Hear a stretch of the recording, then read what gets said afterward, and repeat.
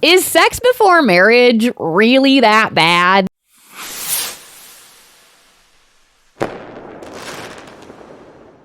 Welcome back to my channel, y'all. My name's Amanda Bosak, and I was once a broken woman, made whole by the grace of God. Now I share my story with others to show you that nobody is ever too far gone for Jesus. Hey, do me a favor. Hit the like button right now, as well as subscribe, and let's jump into today's video. We're just going to dive headfirst into sexual sin because our society, our world, it is all sex. It's so normalized nowadays. It's almost encouraged to just not get married, move in with whoever, and just have sex with whoever. And you might think like, this isn't that bad. It's harmless. What's the big deal? As long as you're in a relationship, or even if you're not in a relationship and it's consensual, like no harm, no foul, there shouldn't be a problem here. Unless, of course, you contract syphilis or chlamydia. That's a different story. However, the world's made that really easy to work around as well. Now there's all these ways that we can have safe sex and you can just go out and have it with whoever. So what's the harm? What's the harm in doing that? When you are engaging in sexual acts, not just intercourse, but foreplay type stuff as well. When you are doing that with other people outside of marriage, in the moment, it might seem fun. It might even make you feel like you have worth. It might make you feel good about yourself. And it's definitely going to spike all those happy chemicals inside your brain. And so you're going to want to go back to it over and over again. It's like a drug, really. Over time, when you do this outside of the sanctity of marriage, it slowly cripples you from the inside out. And what I'm talking about is much deeper. That there's a lot of people who can go on living their life, living in sin, being greedy. You know, you have all these millionaires, they're going out, they're having sex with whoever, and they're doing illegal stuff, and they seem happy. But I can tell you guys that this isn't an outside looking in thing. This is an inside looking out thing. You don't know how awful that person feels spiritually. And whether people want to believe in God or not, we know that there is spirit inside of us. We are so much more than this flesh suit. There is something deeper. And your feelings and your emotions, they all stem from something deep within ourselves. And so you can't look at people's lives who have taken part in sexual sin and just think that they have it all together and that there's no harm done, because you don't know what's going on inside their spirit. I'm going to tell you from firsthand experience that I was somebody who did this. I started exploring sexually when I was 15 years old. I was with a partner at the time, but also when I wasn't with partners, I was drinking and partying and just hooking up. Now, I grew up Catholic. I've told you all this before, and it was just banged into my brain not to have sex before marriage. Otherwise, you're a whore. Of course, I didn't want that reputation. So I negotiated with God and told myself, like, well, I can't, have intercourse, but like anything foreplay wise, that's cool. So at 14, I start drinking. 15, I start exploring sexually. And then throughout high school, I'm exploring sexually. And each time, I'll tell you what, I cried afterwards because there was this deep sense of shame and guilt. This could have been due to my Catholic roots, but I also turned my back entirely on my faith, wanted nothing to do with God, even though I still believed in him. Catholicism just completely tainted my relationship and how I saw God. Now I have no moral compass. I have no direction in life, right? I'm drinking, I'm poisoning myself, I'm going out, I'm giving pieces of myself away to all these different men. I've shared before that I was sexually assaulted a handful of times. I was almost raped one time, but I did hold on to my virginity until I was 19. And even at 19, I didn't have God back in my life, but I still talked to him. And in fact, I was so angry with him all the time. I often yelled at God because I thought my life was so unfair, and I hated everything about myself. And so I wanted to blame somebody. I would blame God. And so when I lost my virginity at 19, I kind of told myself, well, I'm going to marry this guy. I was in a relationship, I was in love, and I was outside of high school. So now I'm like an adult, right? So I figured it's okay. And guess what? That relationship did work out. Then I got it in my head that anybody that I'm in an exclusive relationship with, anybody that I truly love, I can have sex with them because that's what God made sex for, was for love, right? And not knowing God and understanding why he wanted us to wait for sex after marriage, this didn't go well because, I had boyfriends and I would sleep with them. And then guess what? The relationship would always crumble. Y'all need to understand that God was intentional with everything that he made. And if you don't want to read the Bible and you think it's all crap, look out your window. Everything in nature has divine order. If it didn't, if something wasn't working in the way that it should, we would all die. So it would be absolutely foolish of you to think that human beings weren't also made with intention and to have divine order. A lot of people want to cry and say, oh, you're God. God's just a controlling jerk. He wants me to be perfect and he wants to control my life. Oh my gosh, you are just like a teenager whose parent tells them not to do something because they're trying to protect them. The teenager thinks the parent's being controlling and a jerk. The teenager goes and does said thing. The teenager gets in trouble or hurt. And then the parent says, I told you so. This is God. This is God to us. Only God has millions of people that don't want to listen to him. Whew. Could you imagine? You need to know that when God made us and he has this divine order for our lives, it's not to control us or he wants you to be perfect. It's him trying to protect your spirit. Because again, you are not just this fleshly body. You are a spirit and God is trying to protect it. So what really happens when you do sexual acts outside of marriage? What's happening? Well, an article on sexology, biblicalsexology.com, they had a great way of explaining this. So because sex is for marriage, and we'll get to why in a minute, it's like two boards being glued together with wood glue, right? And so as long as you're inside of a marriage, this should be great. Sex is meant to be enjoyed, y'all. God wants you to have sex. He does. And he wants you to do it inside your marriage, and he wants you to have it all the time because sex was meant to make you one with your spouse. And this is a very intimate and sacred act. And when you do it often inside of marriage, while having that covenant with God, this grows this relationship and this love and what God intended you to feel with your partner. It's amazing. It's beautiful. But people think that it's surface level. They think it's about orgasms and pleasure. But it's not, because sex was never meant strictly about the flesh. While there is a component of that, it's really more of a spiritual thing. 9 times out of 10, people who have sex outside of marriage, you have sex with that person and then you have to break up, or you do break up. And so what happens? Now you got to pull those pieces of wood apart.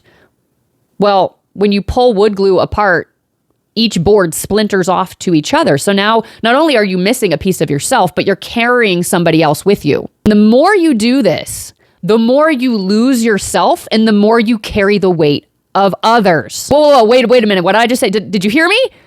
The more you engage in sexual acts outside of marriage, the more you give of yourself and the more you carry the weight of others. And then people wonder why they're so tired, why they're so drained and exhausted. This is what happens. This is what happened to me. Eventually, I did lose myself. Not only was I placing my worth for who I am into my flesh and into other people's hands. Over time doing this, I totally lost myself, y'all, which started to make me drink more. And the more I drank, the more I acted on these sexual urges.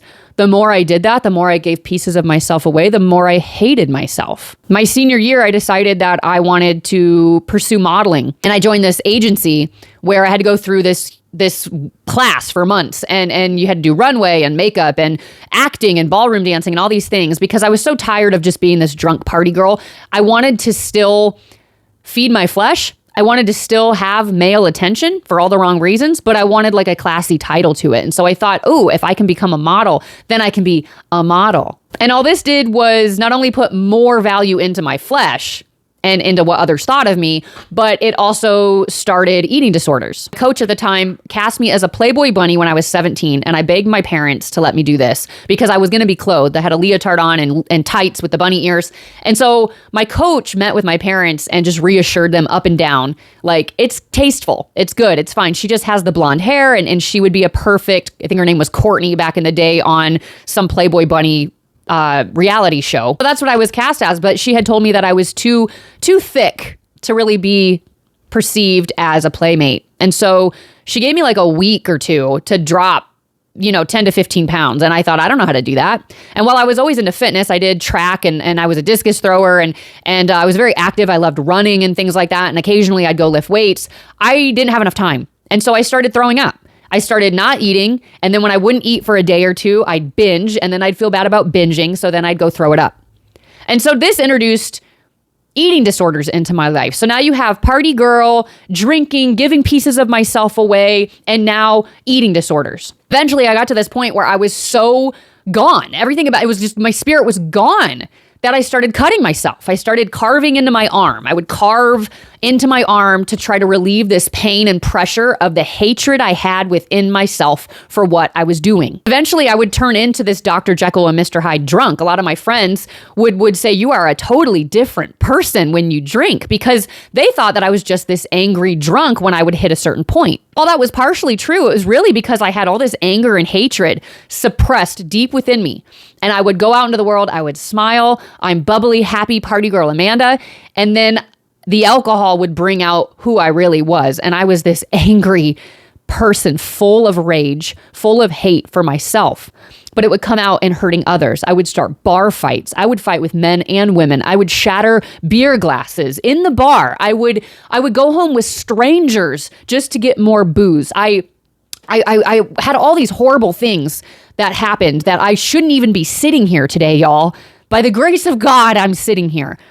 But you see the path that sexual sin took me down. Now, you might say this is kind of extreme and not everybody has this happen to them. And that's true. There's a lot of people who do resonate with my story, who did go down the same path. But then you have the people who, are just normal individuals. They don't have an addiction problem. They're in a committed relationship, right? They have sex before marriage. They're living together before marriage. And then eventually they get married and then they continue having sex and everything's happy, hunky-dory, right? But here's the problem with even that, because that's not a loophole, y'all. That's still going out of divine order. And the reason this is detrimental is because, again, marriage is not some big showcase for your family and friends. Marriage is not some big white dress and some big party.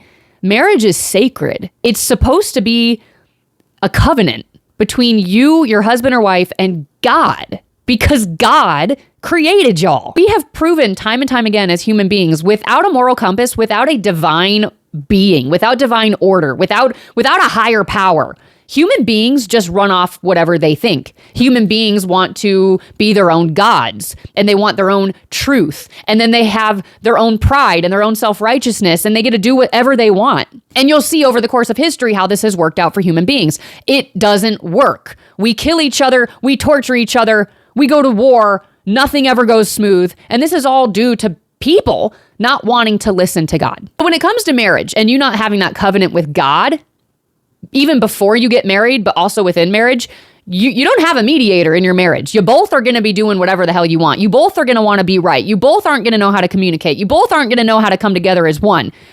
And also, if you're having sex before marriage, that's now the foundation, your flesh. So going into that marriage without that covenant, without that mediator, without that love of God as your foundation, now you're putting sex as what binds you. And while it might physically bind you, because that was the point of sex anyway, now you're putting everything into the flesh. And guess what, y'all? Sex and the flesh, it's temporary. And it will never, ever, ever sustain the weight of the world within marriage. Because the world's hard. Marriage is hard. Things happen.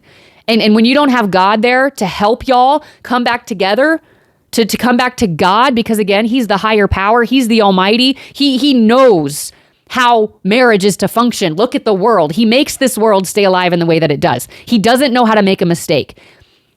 When you don't have him and you have sex as like what's going to sustain the marriage, you look at the divorce rate. You look at all the marriages that aren't having sex anymore. You look at all the marriages where two people have become complete strangers and they stay together for the children. Or in my case, you get divorced. But this was something that I did as well because I had always taken part in sexual sin. Instead of putting God at the foundation of all my relationships, it was putting it in sex. And so the minute sex would start to diminish, start to disappear, I would freak out. In fact, I would put time periods on, okay, if we haven't had sex in 8 days, we have to do it. We have to. And this got to a point where it created resentment, right, within my marriage. Like, okay, well, I don't want to have sex. It it takes the joy out of it. There's no love there. There's no purpose within it anymore. Now it's just putting all of the weight that God is supposed to help y'all carry. It's putting it into the flesh, and the flesh is temporary. The point is, sexual sin might seem great. It might boost your ego a little bit. It might give you those feel-good chemicals, but again, it's all temporary. And if that's what you're building your relationship off of, rather than God, then you're gonna either find yourself alone, or you're going to keep running into relationships that don't flow in the way God intended them to. And y'all, God's order, what God tells us to do as men and women, God's roles for us, what God explains marriage to be, it's not to control you. If you really studied it, you'd see how just perfectly it flows. And while marriage never gets easy, because again, human beings, we're sinful, we are emotional, stuff happens in our lives. Having God at the foundation and creating this covenant with him, it's a blessing. And it helps things flow. You don't get stuck like so many couples do. And if you do get stuck, it's only momentary. Because with God, all things are possible and you can come back together as one. And sex within that marriage covenant, whoo, that is an even bigger blessing, because that keeps bringing you together with this person. You never got to pull these two wood pieces apart. Y'all just get to keep flowing together, keep growing together, and keep glorifying God together. I can't tell you how happy heaven is to look down on couples who do this, because that's the way it was supposed to be. If you're like me and you've taken part in sexual sin, I highly urge you to be celibate. Now, it ain't easy. I was celibate the first time for 4.5 months before I broke it due to being in love with a past partner and breaking it, right? But I've been celibate again now, and I know for certain that I will wait till marriage. And it's hard because you're a human being, especially those of you who already know what sex feels like. Fighting the urge to fulfill that sexual appetite, it's so hard. Cutting back on masturbating and trying to stop doing that, and cutting back on anything sex related. I will tell you, the longer you go without it, the less your temptation is alive, the less that desire is alive, because you begin to want to save it for the right person, because you start to know what it means inside of marriage and how amazing it is. And if you're like me, you've done nothing but experience heartbreak over and over and over again. And you're not going to get people to stay around by giving your body to them. You're not. It's going to be temporary, like I said. And so you get to this point where you're tired of the temporary, you want the eternal, you know that can only be reached through God. And so take this time when you're single to be celibate, to devote your life to God, and let him bring the right people into your life. And eventually, I pray that each and every one of you find a marriage where you can have this covenant with your partner and God and grow in the way that God intended you to grow together. If you have any comments, go ahead and drop them below. Let me know your experiences, your thought on this topic. I'm open to conversation. I love all of you. Be sure to like the video as well as subscribe. I can't wait to see you in the next one. Take care, y'all.